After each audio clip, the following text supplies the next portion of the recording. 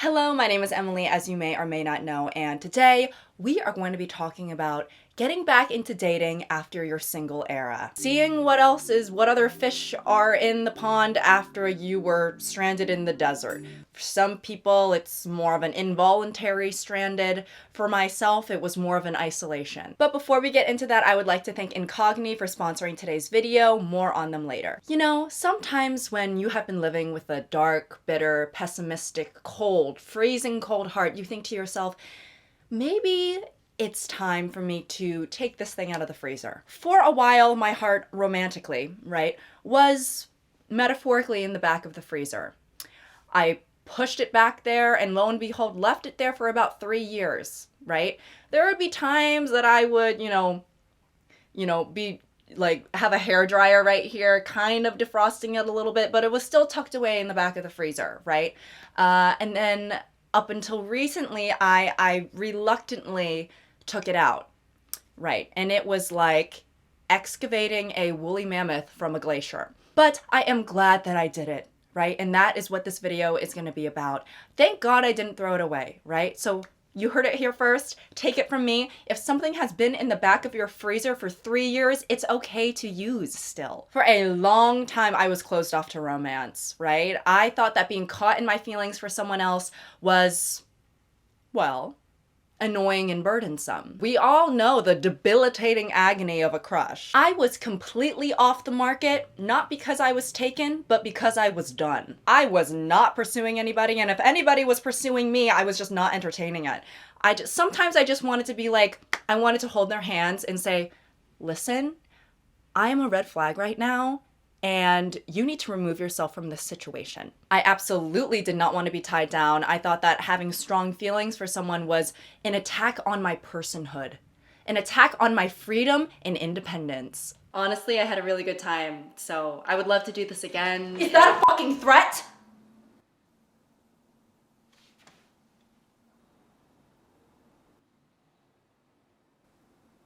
What? She is threatening you. I'm not. No, I don't think she is. Well, I've been in your position before, so I beg to differ, okay? I know how this goes.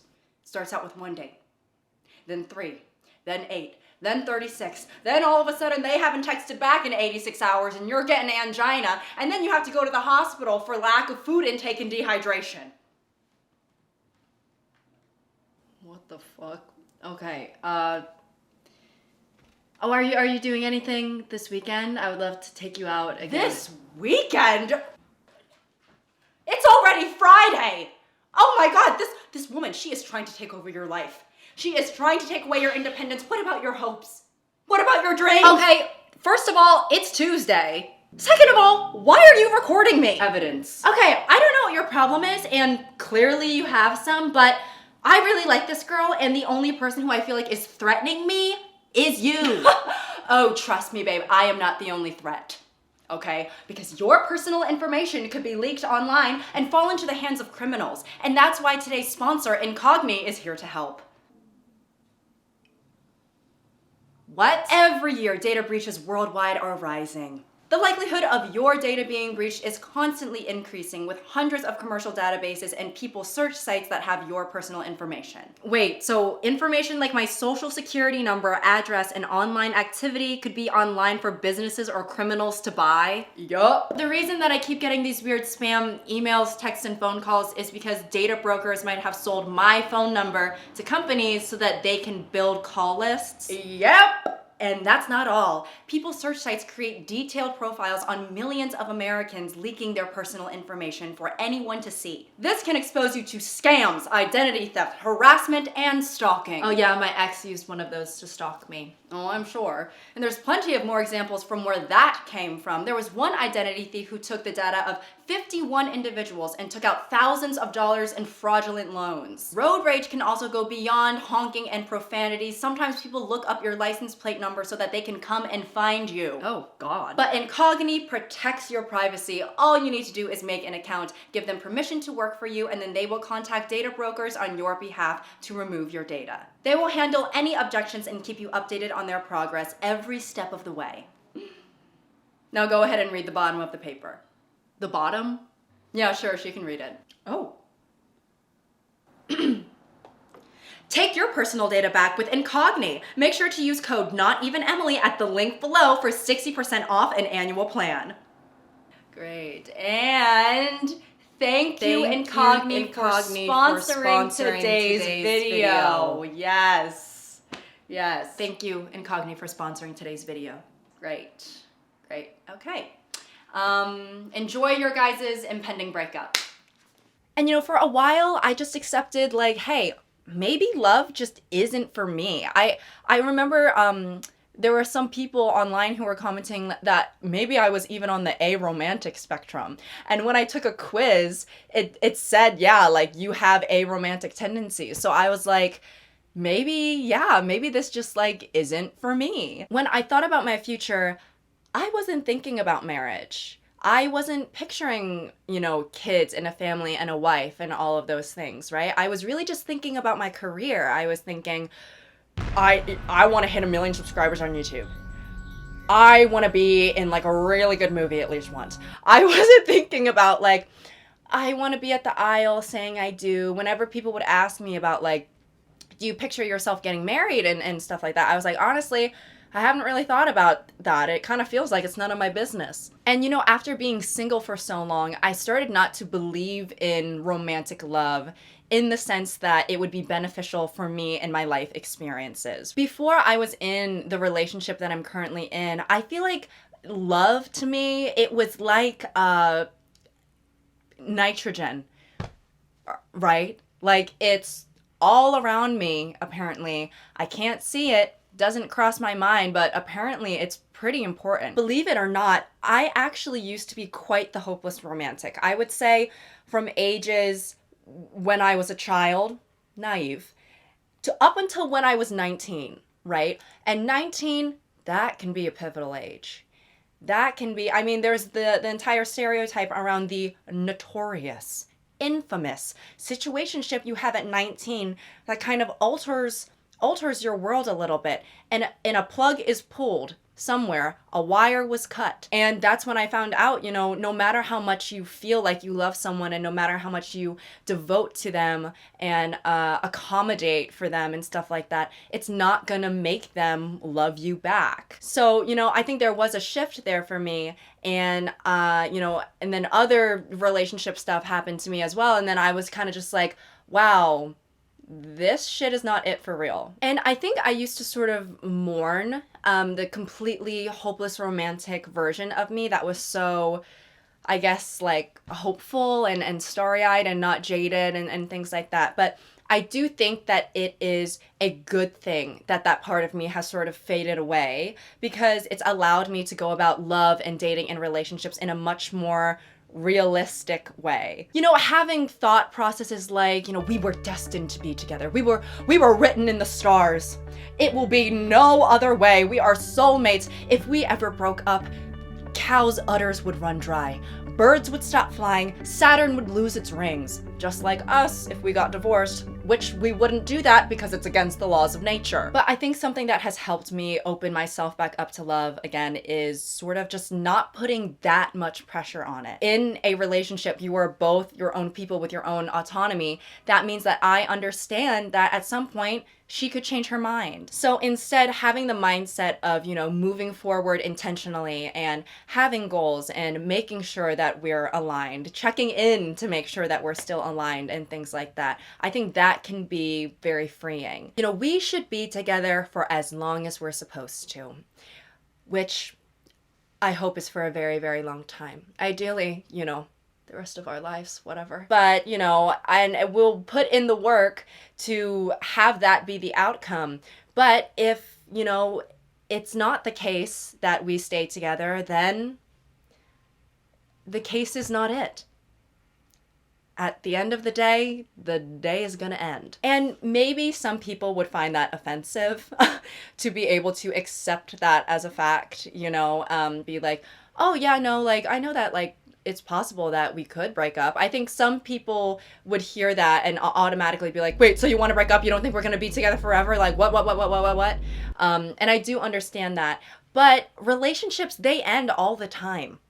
There are so many celebrity couples where it's like they break up after 8 years of dating and everyone is like, well, almost a decade down the drain, love isn't real anymore. And it's like, no, that's not true, actually. You know, a big part of love can also be the loss. And, you know, even on a more personal level, I'm sure you guys know of couples in your own lives that it's like, oh, like, they're for sure gonna get married. You know, Sarah and Brad, yeah, they're locked in. They're locked in.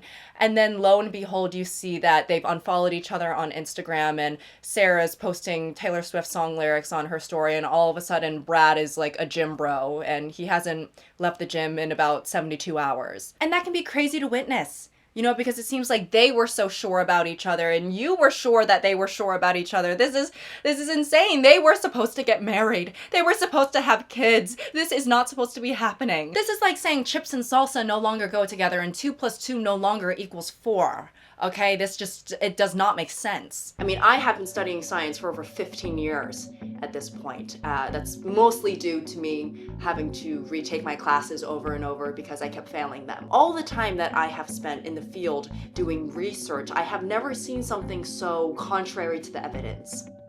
Could you elaborate? Sure. I mean, it has me fucked up. I'm like, what? Right. Okay. Do you believe there is scientific backing for this? No, I don't. I think that all of the data, analysis, statistics, observations that me and my colleagues have made, they were pointing in one direction, and all of a sudden, you know, our entire world was flipped upside down. I have no idea what's even fact or fiction anymore.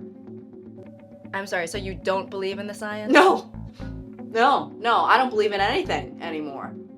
Okay, I'm sorry, what exactly are you saying? I'm talking about my friends Jared and Sarah breaking up. What? You know we invited you here to talk about climate change, right? Yeah, I think this is gonna make it worse. How so? I don't know, but something shifted. So yes, relationships end, and sometimes you are supposed to love someone for a certain amount of time, and it might not be forever, even if you really, really want it to be, and no matter how hard you try. So, yeah, I hope that was uplifting. I think everything I've said so far makes sense, and you might think it sounds pessimistic, but I have come such a long way from how I used to be, because how I used to be, it didn't make sense. I was not being logical. I just immediately shut and slammed the door on love, and I was like, love is biochemical warfare, is what I thought. I literally viewed it as a scam. Like, I was way worse before, way worse. And, you know, I pretty much hit a point where I was like, you know what? I think you need to get over yourself. I think that you're being a bit dramatic.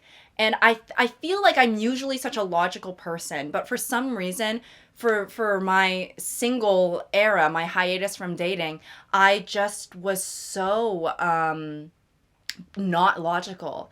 I think that I just pushed things to the side for so long because I thought, you know, in order for me to heal, I need to completely step away from romance, because any involvement in romance is going to set me back and set me back from like my goals and my personhood and things like that. But it's like at this point, I did feel solidified in myself. You know, I knew what my goals were. I reached some of my goals and stuff like that. So I was like, you know what?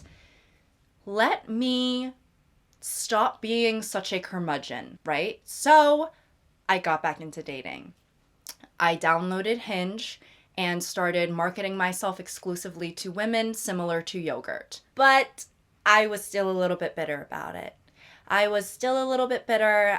When I came to this realization, it wasn't sort of like a zen, you know, oh my God, I've neglected the beauty of life for so long, and now there's color emitting from my once gray world. No, it wasn't really like that. It was more like, ugh, I guess I have to do this thing to live a full life and enrich my experiences and feel the depth of my emotions. So while I was starting to date again, yes, it was from my own desire, because here's one thing about me.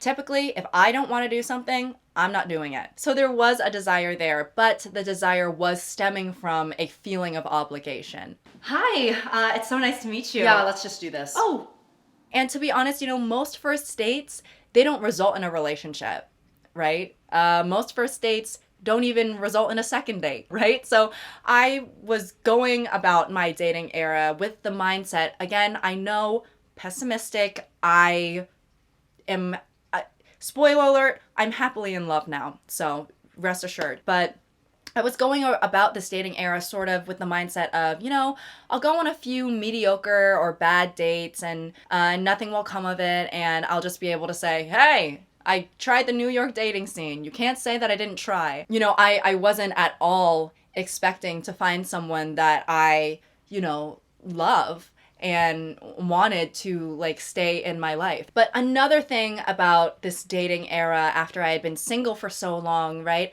I forgot how to flirt with women. I really did. And listen, I'm not saying I was like a Casanova before, but I had no problem talking to women. Rejection just didn't bother me, so I would just go up to women and just be very straightforward. Before, if I thought a woman was attractive, I would literally just go up to her and be like, hi, I think you're beautiful. Do you like women? Right? But then once I was trying to get back into my dating era and sort of access that part of myself again, I realized she had died. I realized the only way I could access her was via Ouija board, and unfortunately I do not have one. So it was weird. It was very weird. It was like, okay, so I was able to talk to women no problem before, but now it's like, okay, so you expect me to open my mouth around a pretty girl and words are supposed to come out? What am I, a fucking sorceress? So to be honest, on a lot of these dates, I wouldn't flirt. I think the extent of my flirtation was making eye contact and just like looking pretty, hopefully.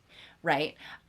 So yeah, not much flirtation. I think I would just converse. And I had actually been told by more than one person that when they were on a date with me, they felt like they were being interviewed. And in my head, I'm just like, baby, I'm just trying to make conversation. But I do understand how, in a dating sense, I think my lack of ability to flirt, combined with me knowing what I want and sort of being able to be straightforward about that, can make for an interview-like environment. I could understand how women would feel interrogated. And yeah, I don't know, maybe being a little bit more direct and open about what you want in a partner and what you want in a relationship on the first date is just a part of maybe my stage of life. Not to age myself and call myself old or whatever, but I know that people who are in my position right now, it's like they are looking for a partner. They're not looking for a situationship, right? They want someone where it's like, okay, at this point, things haven't been working out for me. I need to lock in. I'm cutting to the chase. Have you ever been here before? No, I haven't. How much money do you make? Oh wow. Hi, how you guys doing tonight? Can I get you started with anything to drink? I'll just have a beer. Thank you. Why are you writing that down too? Just noting that she consumes alcohol. We'll probably inquire about how much exactly later. Okay. And what will you have? Not kids. Don't want them. How do you feel about that? And it's weird because, like, yes, I wasn't necessarily expecting anything out of this dating era, but at the same time, I was like, well, if I'm gonna do this, I don't want to waste my time or waste other people's time, right? So I might as well see if we're aligned on the first date. So I would just straight up ask people what they were looking for, what, like, their life goals were, and, like, I was, gauging their ambition and things like that. Is that not normal? I mean, maybe in the age of being non-committal and, like situationships and not having clear communication and ghosting and breadcrumbing and all of this stuff, maybe that is weird. I don't know. But whatever, right? Because it worked for me. Now I have a beautiful woman that I love and I cherish, and that's kind of weird to say out loud because that's like, whoa, something has shifted. Like when I told people who know me in real life that I was getting back into dating and that I really, really liked this girl, they were like, what? It was like, call the press. You know what I mean? Someone call the New York Times. It was like when the Grinch started to like Christmas. Huh? you know? It was like when the Beast in Beauty and the Beast started catching feelings for Belle, and everyone was like, oh wow, this creature is actually capable of loving. But yes, after my feelings grew for this person, you know, it had been a while since I was in that sort of beginning stage of a relationship where things are undefined and things are murky and we're not quite yet exclusive and whatever. And at this point in time, it is when you go a little crazy. It had been a very long time since I was waiting around for a text from a woman, right? And I felt weak. I will admit that I felt weak. I was literally in Europe traveling and I was still thinking about this girl, right? I would be seeing a beautiful, gorgeous landmark. And then, you know, in the back of my head, or even sometimes out loud, I would say, wow, this is so beautiful. I'm so happy we're here. It's really helping me with the fact that, you know, the girl I like is probably under someone else right now. And then my friend would say, why would you say that? And then I would say, you're right. I shouldn't say that. She could be on top of them too. And then you oscillate between, you know, caring and then telling yourself that you don't care, and liking them and then telling yourself that you don't actually like them that much, and just sort of like lying to yourself, but it's like literally like a whodunit. I don't know who to believe. Of course, at the end of the day, it is just because I liked her a lot, right? And I started to realize at this point, I am approaching the point of no return, right? Meaning that my feelings are growing and I could get my feelings hurt. And my reaction to that was very internally intense, right? I think that I sort of realized, wow, relationships are still hard for me. And I mean, I sound a bit stupid because, of course, relationships are going to be a bit hard for the person who literally called love a scam and biochemical warfare. But I think I was under this impression that taking time away from love and not prioritizing it at all would mean that I was a more stable and healthy person on my own, right? Which is true. I was very happy and I was very stable, right? So I was like, well, if I'm so happy and stable by myself, then maybe I'd be happy and stable in a relationship too, and those things will translate to each other. And that wasn't the case. In reality, you know, when you're single, it's just very easy to push aside the relationship issues you have because you're not in a relationship. And I think that was a little bit of a rude awakening for me because I was like, I guess I spent all this time thinking that I made some sort of progress and maybe I just haven't. You know, it's easy to think that you've moved past certain things or certain tendencies when you're not in the position to face them, right? But you can't solve a problem by neglecting it.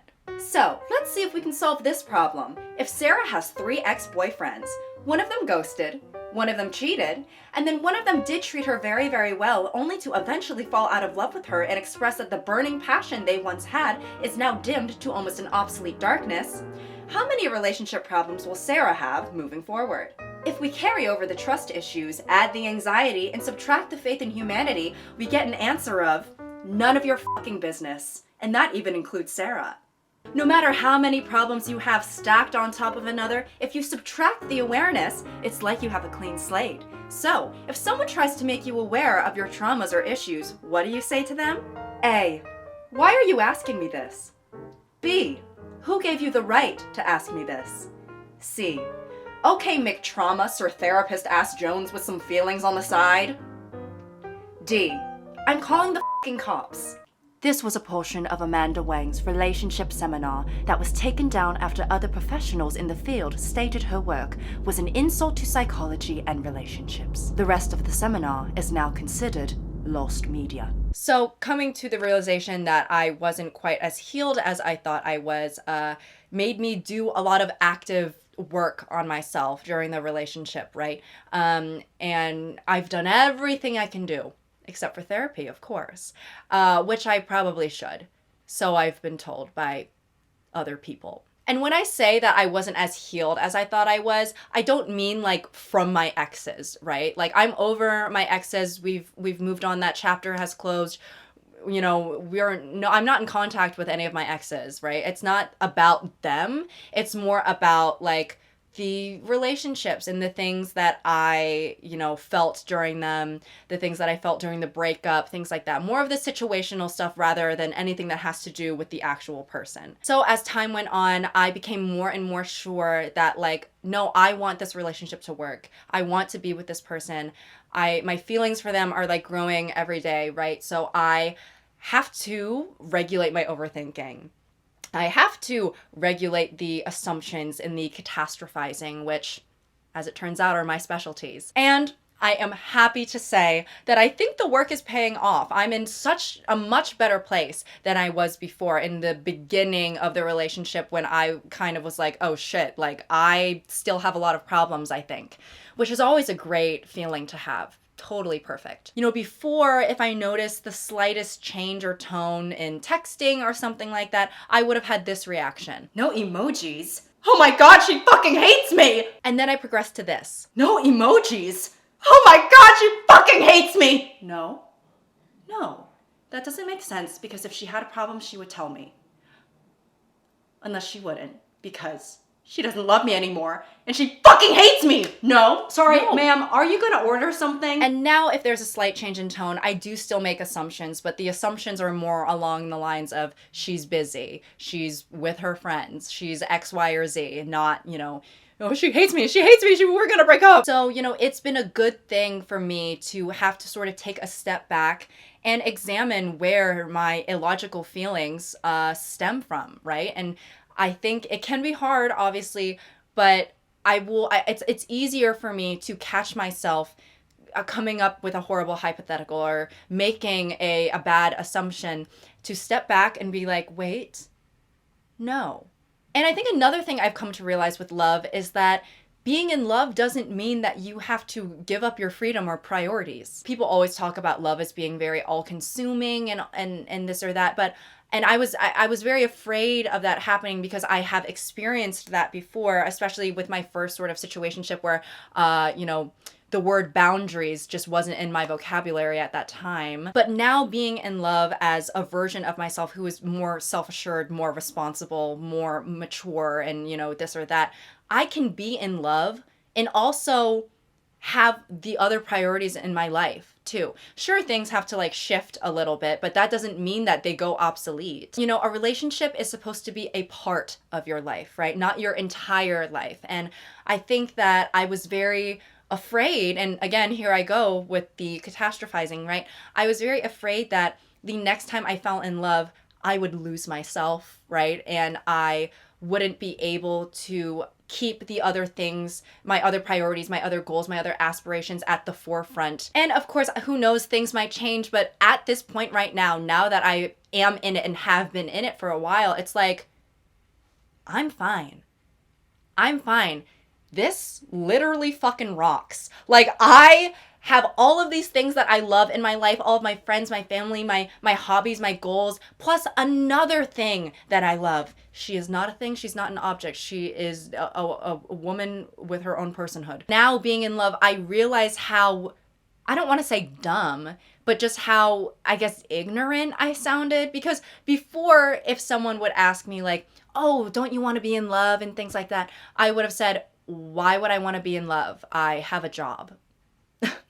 Why would I want to get to know someone? I know plenty of people. And obviously I know that every relationship is not going to be all rainbows and butterflies. It takes work. There are going to be times that we disappoint each other, that we hurt each other, hopefully unintentionally, right? But I'm willing to do that work. And I never thought I would be saying that. Obviously, I was very much aware that being in love means making yourself vulnerable to be hurt, right? That's kind of the whole reason why I was avoiding it. So I accepted that as fact a long time ago. But it's not until recently that I have embraced it, which I think is so different. Because, when I was single and I would hear people talk about love and relationships, this is so bad, I hate to say this, I would almost pity them. I sound horrible. I'm so sorry. I understand. I do understand how bad that sounds. I would almost pity them, and I would think, you two are soon to be victims of each other.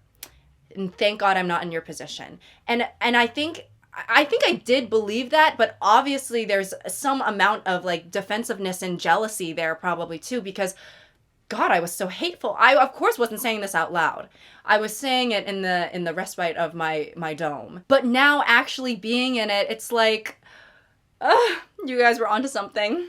You guys were onto something. I get the hype. I get the hype. It's like a fucking pumpkin spice latte. It's like, I'm like, before I'm like, that's so basic. Why would I get that? And then lo and behold, I take a sip and I'm like, I'm gonna make this my whole thing now. Love is really, it is a beautiful thing. Even if it might not last forever. I think that doesn't make it bad. And I think I used to think that inherently made it bad. I think at some point I do want to make a video about the actual love aspect of this all, you know, like being in love after your single era or something, because I feel like this video was more about the process to get there rather than the actual result. Because let's just say